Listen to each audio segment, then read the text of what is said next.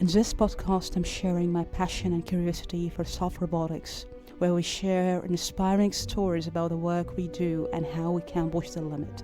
I am Mara Dwayne, and this is Soft Robotics Podcast.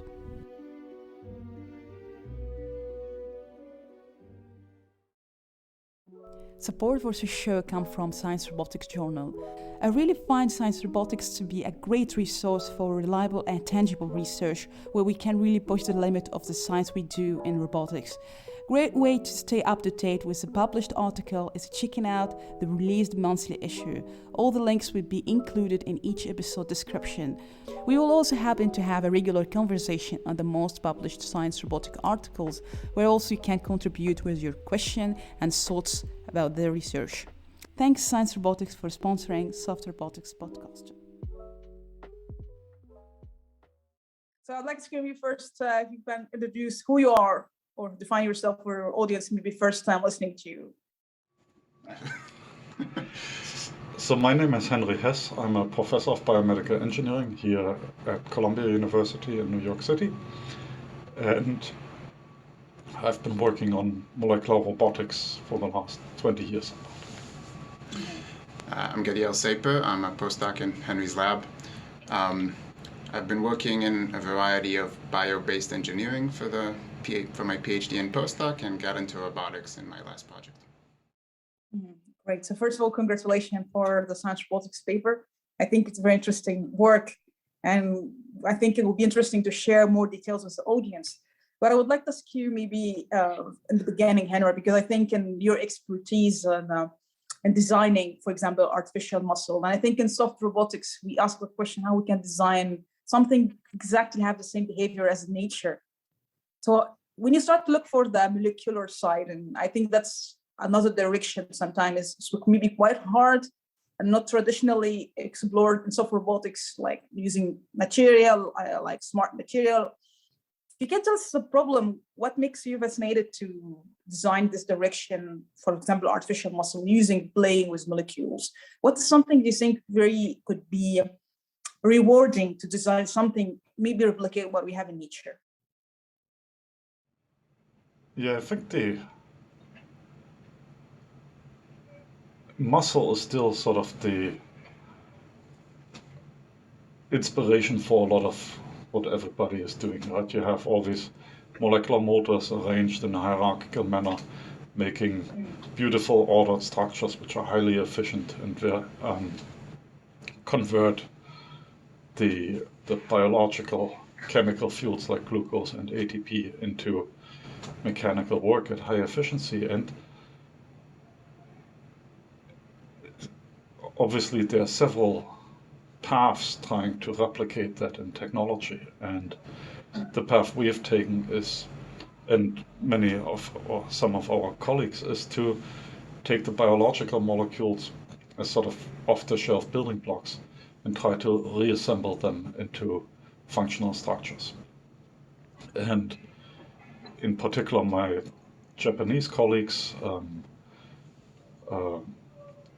Takehiro Nita and Yuichi Hiratsuka, have recently had a beautiful paper in Nature Materials, how they integrate, for example, kinesin motors, which is one particular motor protein used in the body, and microtubules, which are the structures they pull on or walk along on, into hydrogels or gel-like materials which contract.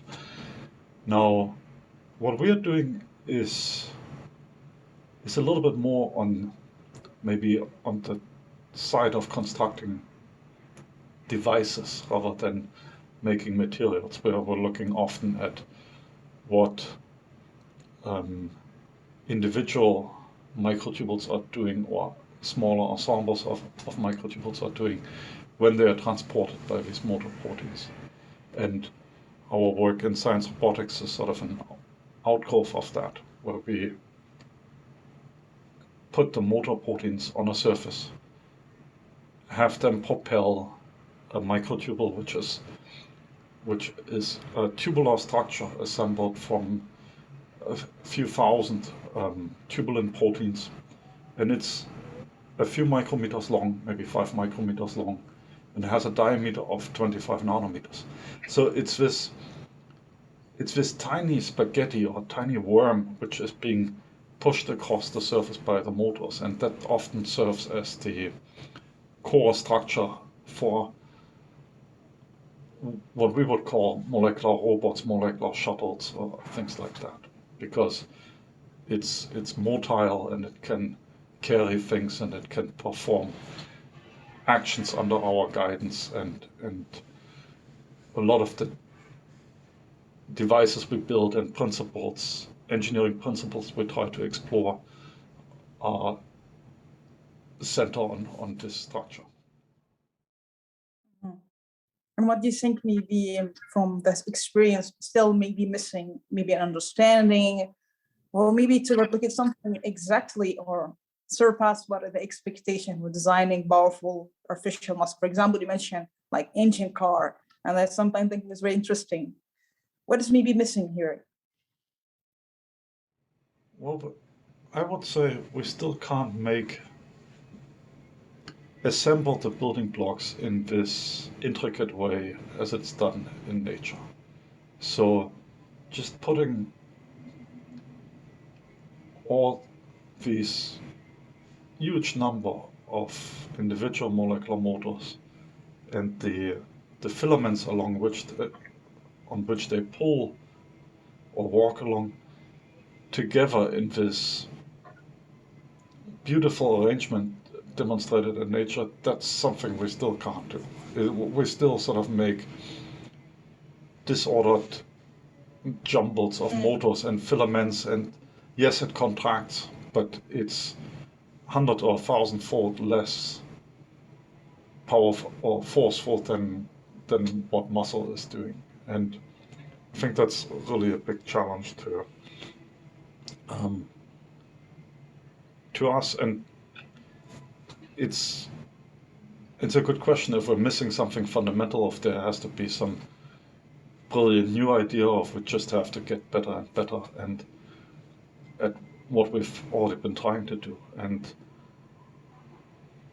there has been significant process over the last 20 years since I started working in this field, but we're still far from recreating a muscle. Great. Before going to, I think, the paper with Gadiel and speaking about the problem, but maybe a quick question here about the beautiful arrangement. I think that's very interesting. You mean this kind of arrangement, and maybe we design in this ordered way. What do you mean about that? Can you elaborate more? What could be a solution for that? Yeah, so in a muscle, if you zoom in and zoom in further and zoom in further until you see all the individual molecules, they are in an almost crystalline order where the motors are bundled together into what's called thick filaments, and they pull along the so-called thin filaments, and it looks almost like a crystal under the electron microscope. Everything is in exactly the right position,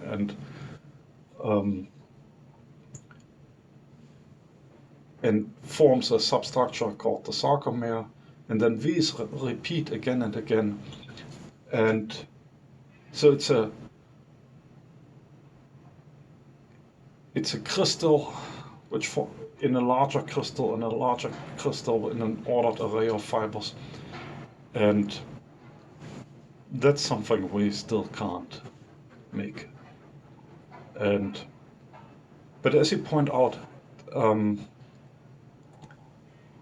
our paper wasn't actually about making muscles. Our paper was more about molecular manufacturing, and maybe I'll turn to Gadiel and let him talk a little bit more about that.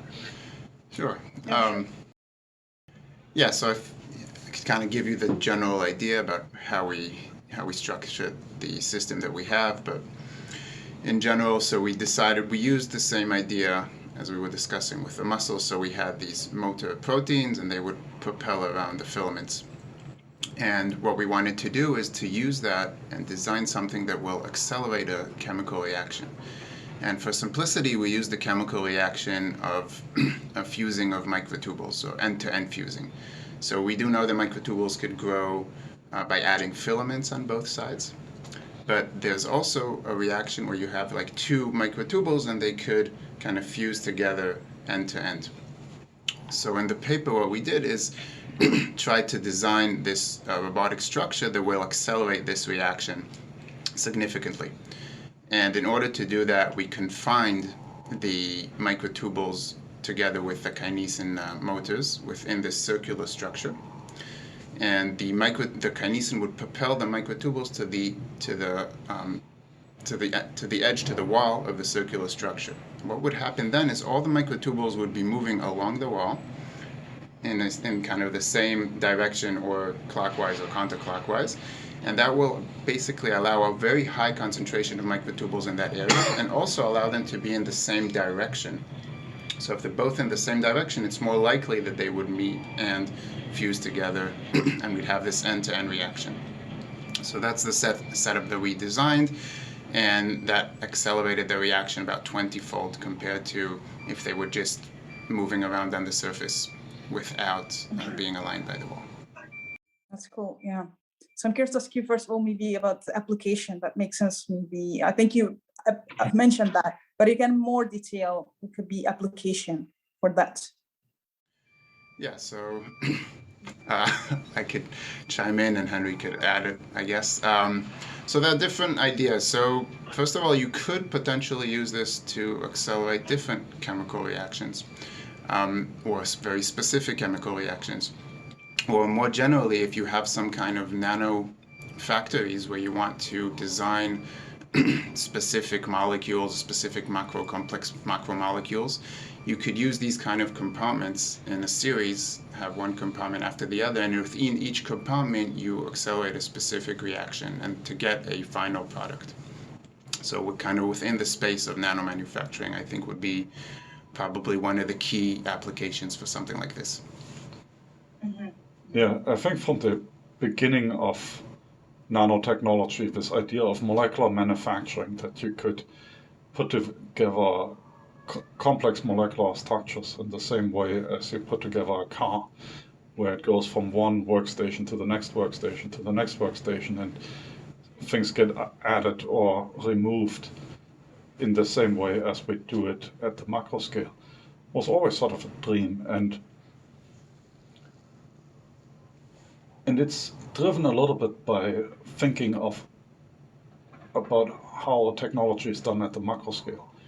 But that doesn't necessarily apply at the nano and molecular scale, because we have things are moving around to the point in motion, and thermal forces exist, and reactions can happen spontaneously. And so exploring more what it precisely means, how that would actually work, like to have a conveyor belt at the nanoscale where a molecule is assembled little by little, is a very interesting topic scientifically, because questions like, well, can we build this? How much energy are we going to lose to friction?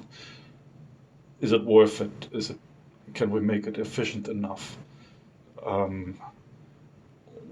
For which type of assembly processes is it a good idea, and for which type of assembly process is it a waste of time? And all these things are, I think, still out in the open. And chemists have built the first few molecular assemblers where polymers or peptides are put together, one group by another group by another group. And that's very fascinating. And our work is sort of related to that space, except that because we're working with these microtubules and motor proteins which have the beautiful property that you can actually watch them as they are doing their thing. And you can follow along very easily what's going on. So it's you don't have to infer what your microtubule is doing from some NMR signal or some, you can actually see it under the microscope, and that makes it very easy to see. And well, easy is Gadiel had a lot of fun trying to decide when did something fuse and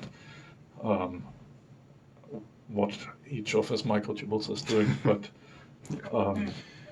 yeah, it's a beautiful system because you can follow along what's going on. Yeah. I'm curious to ask you, because I think in sort of robotics community, mostly working on larger scale, microscopic or this continuum level. When you go to this molecular level, I think it's what could be something like shifts the perspective of design. You try to, for this paper, accelerating the reaction and designing molecular machines. And what can be shifting the understanding from continuum level to molecular level? Is it something very challenging when you design system like in this scale? What is challenging here? Well, one of the challenges is that in a normal robot, you think sort of sensing and actuation and processing as separate things, right? You have your sensors, and then the information flows to your computer. The computer controls then the actuator, and everything is nicely separated. At the molecular scales, many of the things are sort of mashed together. It's the information is acquired by your structure experiencing the environment in an almost tactile way, right? The microtubule experiences its physical environment by touching it, for example. And then the processing is done a bit in a sort of in an embedded way. The computation happens by Minimizing the free energy. minimizing the energy, exactly. And then and so there's not this neat distinction between the modular subgroups. It's all happening in a more integrated fashion. And then it sort of gets difficult to say, well, at what point am I sensing, at what point am I computing, and at what point is a signal sent to some actuator. And so that's, I think, tricky. It's also always a challenge to sort of step away from the macroscopic intuition that if you pick something up and put it somewhere else, it stays there. At the molecular scale, it often diffuses around.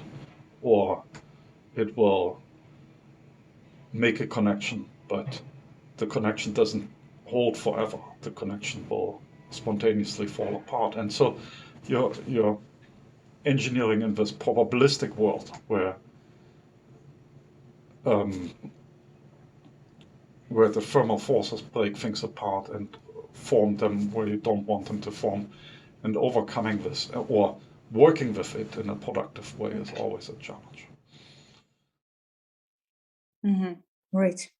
So I'm curious also to maybe break down the design itself. For example, you mentioned like that enhancing how the reaction speed, for example, the design criteria, how you come up with the design itself in such a level like that, especially with the paper, if you can tell us more about the design. The idea, well, it's a bit interesting. Like many things in science, it didn't happen exactly as we expected, but we were using this device that basically could confine the microtubules within a space. And what we were trying to we were trying to think of different applications that we could use for this device, and then we had this idea of let's try and use it in order to kind of design this robot. And the idea was, okay, let's think of a design that would actually allow us to form them in the same direction and concentrate them. And we tried various different things before we ended up specifically in type of circular situation, you know, we were thinking, okay, maybe we could use these specifically designed paths or confine them. So we tried to confine them within, so we this kind of ledge, and and the problem in that case, we had way too many filaments going into that area, and we couldn't see anything, and ended up with a simple design of just having a circle. And in more of kind of a natural way, they would aggregate by the circle just because of the movement of the microtubules and the way that, so if you could imagine it in a way that if they go by the circle, statistically, if they go in a straight line, they could go this way or that way, and the next step, but if they go by the side of the circle, 50% of the options are blocked, so they tend to just aggregate by the circle. And so that was kind of the idea, and once we designed that and we saw that it actually worked, we were pleasantly surprised. And obviously we have different ideas of maybe designing different types of circle in the future, or smaller circles to increase it, or larger ones. And a bit of the idea of the robotics aspect in this case is that it's programmable. So we could change aspects within the design and program the robot in that case to increase the reaction rate or decrease it, or do specific things within the reaction. Mm-hmm. That's an excellent point. Maybe in that point about limitation and design, I believe you used intuitive design maybe at first case. Maybe that's what you at the first step. But I'm curious, maybe that's first step at the intuition. The design process was based on intuition. Yeah, and sort of some general physical ideas, sort of how small does the structure have to be to guide the microtubules as they glide across the surface and so on. So we do have some prior experience with funneling the microtubules around. I mean, with my Japanese collaborator Takahiro Nita, we have also explored sort of more automated ways of designing structures. And so, for example, Professor Nita made a beautiful genetic algorithm-based simulation environment where you give the program a desired outcome, like how should your structure guide the microtubules, and then it will simulate 20, 30 variations, pick the best ones, alter these a little bit, and then in many cycles find the optimal design.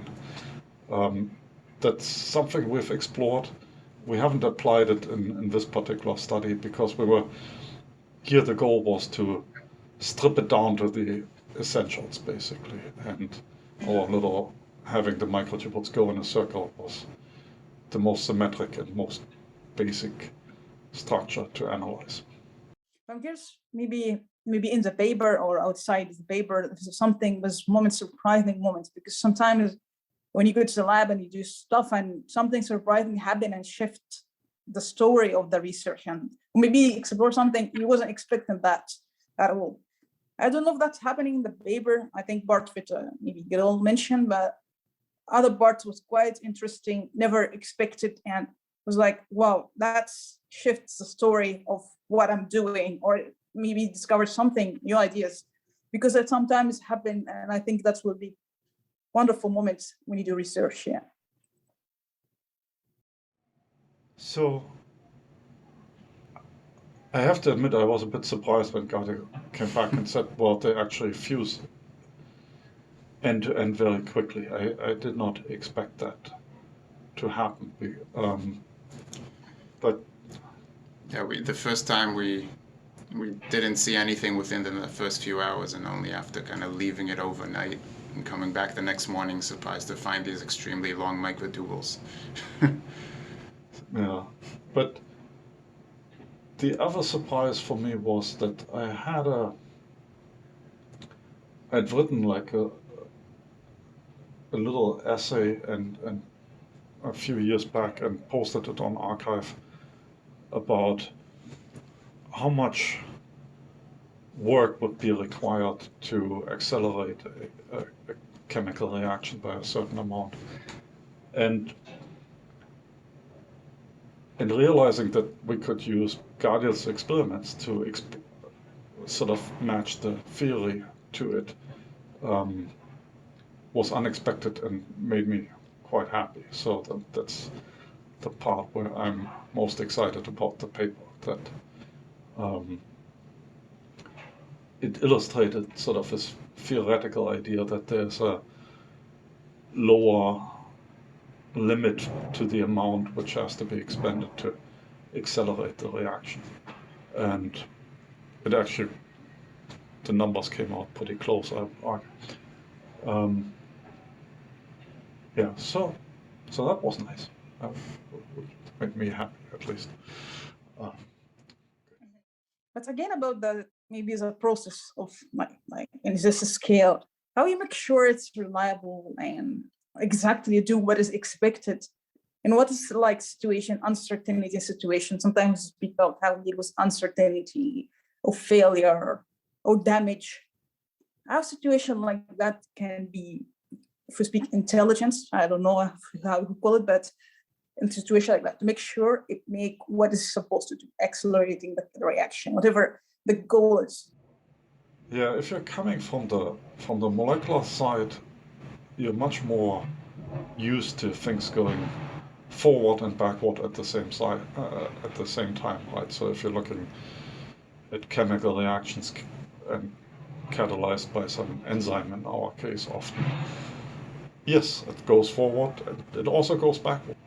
This macroscopic way of ensuring with absolute certainty that certain things happen is not the way to work necessarily on the molecular scale. But that's in part, again, this where the macro ideas sort of meet a new environment and have to be tested in a new environment.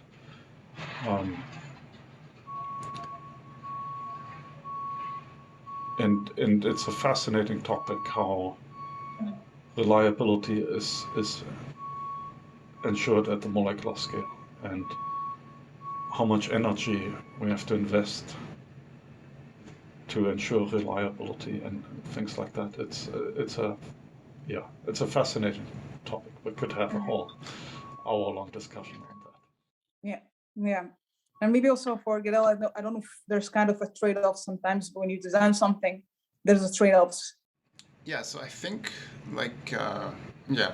going back to the previous question, in our case, we were able to actually look at them and see them through the microscope, so it was easier to do this quality control and see if you have any byproducts or anything else, and even distinguish between products that we wanted and other ones that we didn't. In our case, that would be the growing compared to fusing with microtubules. But obviously, when you move into manufacturing, you don't really have that luxury. You're working with things that you can't usually see as the process is going along. And yeah, I guess it's a complicated issue. And when you go to that scale, also, if you look at different organic chemistry, you always have these byproducts, and part of the thing is stopping in different stages and checking to see what you have and optimizing that specific stage, and thinking of different ways to optimizing different stages. I mean, if I go back to what we're doing, if you could initially do it and see what you're doing, that's great, and then you could move on and do it without imaging it in the microscope and hope that it's still working very well. Yeah, our European colleagues are working hard on trying to get away from having to watch everything all the time. So they're trying to explore how one electronically can see if a microtubule passes by, or maybe have a microtubule push a button or something like that to check in and reveal its position. So, interesting challenge. As part of the design, the other issue is also once you design something, it's not as straightforward. When you build a macroscopic robot, then you see what you build, and you could build a very specific robot. In our case, you throw in the different components and hope that it arranges it properly. And when we were starting to work on this, on these set of experiments, it obviously didn't work exactly like we expected, and we had to change the concentrations and use different type of solutions and potentially different buffers to kind of get exactly what we need. And again, you can't specifically see it, so it's more difficult to design it that way. So maybe because we're close to end, I think maybe a few questions. What's the next for this research? Maybe the tools. You mentioned, I think, interesting part about the design of the shapes or the pattern, the circular shape or other shapes. Maybe what other direction or things you want to extend more on this research line in the paper? Yeah. Yeah, I think the whole idea of molecular manufacturing and not just fusing microtubules, but assembling more complicated structures in multiple steps. We want to push that further and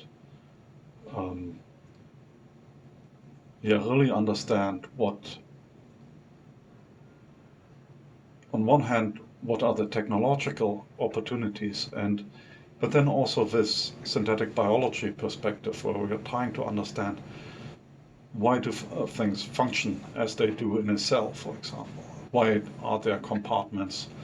At what point are we does the cell employ a motor because what is it thinking? What makes it a good idea to sometimes rely on diffusion to bring building blocks together?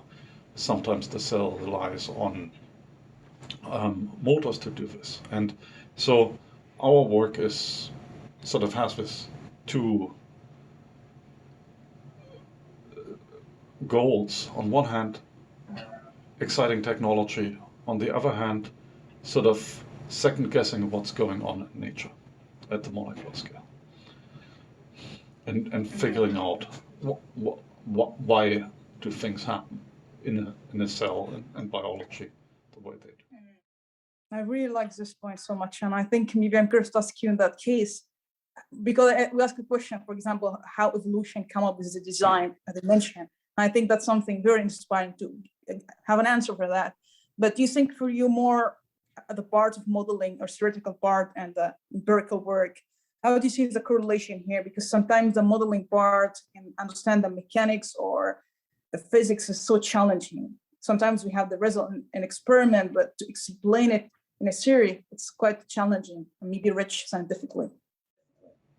Yeah, what I really like about this field is that there's a very lively exchange between researchers at different institutions and in different countries. And so sometimes we model things for others, sometimes others model for us. And so we have a very close relationship with our colleagues in Japan and Europe and China now and other places, Canada. And so it's a community effort, I would say. And the community is quite supportive of each other. I think it's less it's not a fight. It's more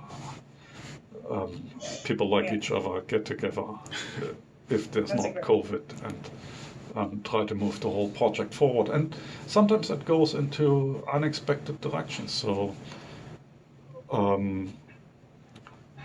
in Japan, the recent focus was on building artificial muscles. In Europe, the recent focus was on building computers using these microtubules as agents which are making decisions and solving mathematical problems. And so it's going to stay exciting, I think. Maybe for you, the part of designing meaningful shapes or different shape, how do you see that maybe in computational side? Are you interested in something like that? To design different shape that rather than in the paper, for example, circle one? Yeah, we are. I mean, definitely. Again, we would probably we'll probably go back into our existing collaboration with Professor Nita at Gifu University and build on that. And then at the same time, it's always a challenge. Well, one has to build what one designs, and so the microfabrication aspect can be challenging. So we have to work on the implementation side. But yeah. Also, going back to the beginning of the conversation, we're kind of getting back into working on the artificial muscle using. Yeah. So that could be exciting with some new ideas to move it from a 2-dimensional to a 3-dimensional structure. Maybe a question here. Do you think this approach compared to other approach, do you think that's maybe the right path towards replicating exact nature? Because there's no one answer for that. But do you think maybe that's the accurate approach to replicate exactly how nature works for artificial muscle? Do you think we have to focus on that direction more? Well, yeah, obviously. We're very much hoping that we're gonna come in first, right, in the different approaches, right? In a way, there are 3 ways to go about this. One can rely on the tools of micro and nano fabrication and try to sort of build small structures from silicon and basically go from top down and make it assembled like microchips in a way.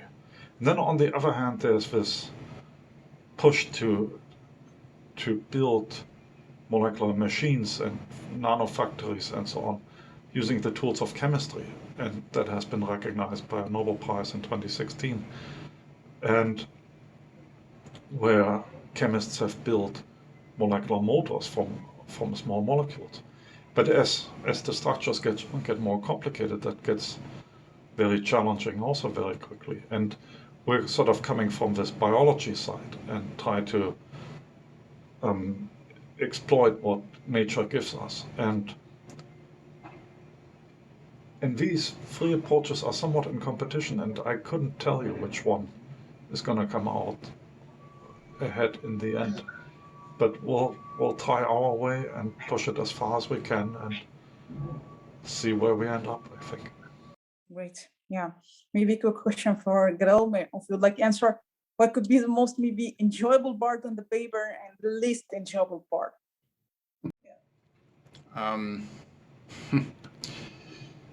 So, yeah, I think I'll start with the least enjoyable and then a more positive note. So the least enjoyable was probably trying to distinguish when analyzing the results between the very similar kind of which ones are fused and which ones are not at this very high concentration. So that was a bit of tedious work, and that was probably less enjoyable.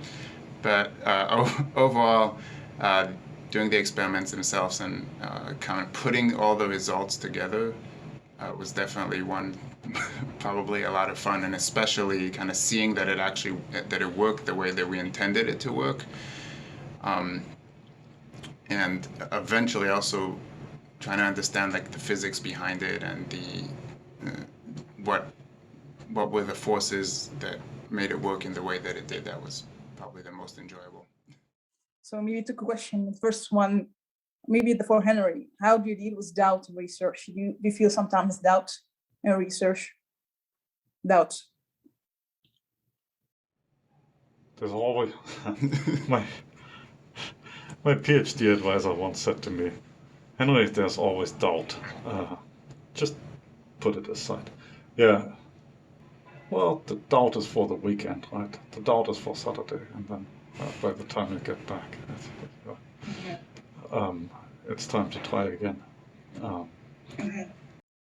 Yeah, okay. So I don't know if Gadiel would like to add something about doubt maybe in the paper.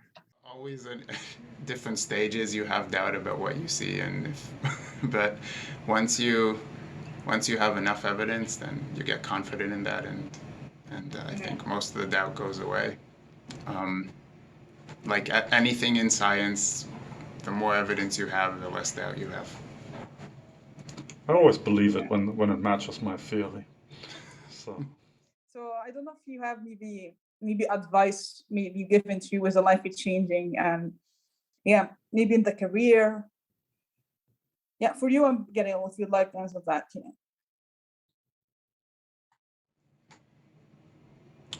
I think one good advice is always, is just to always keep an open mind about things that you see and notice.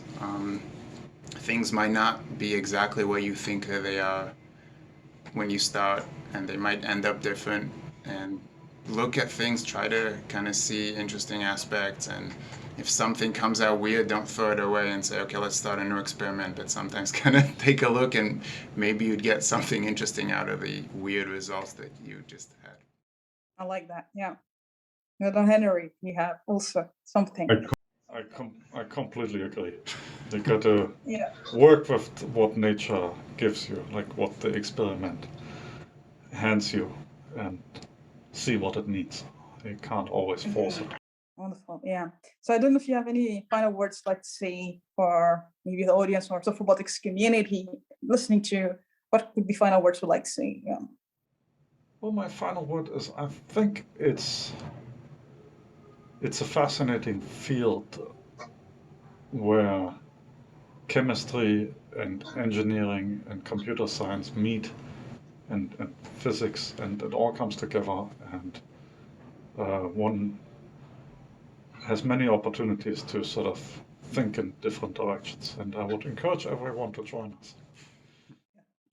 Thank you. And Gadiel, if you have any final words you'd like to say?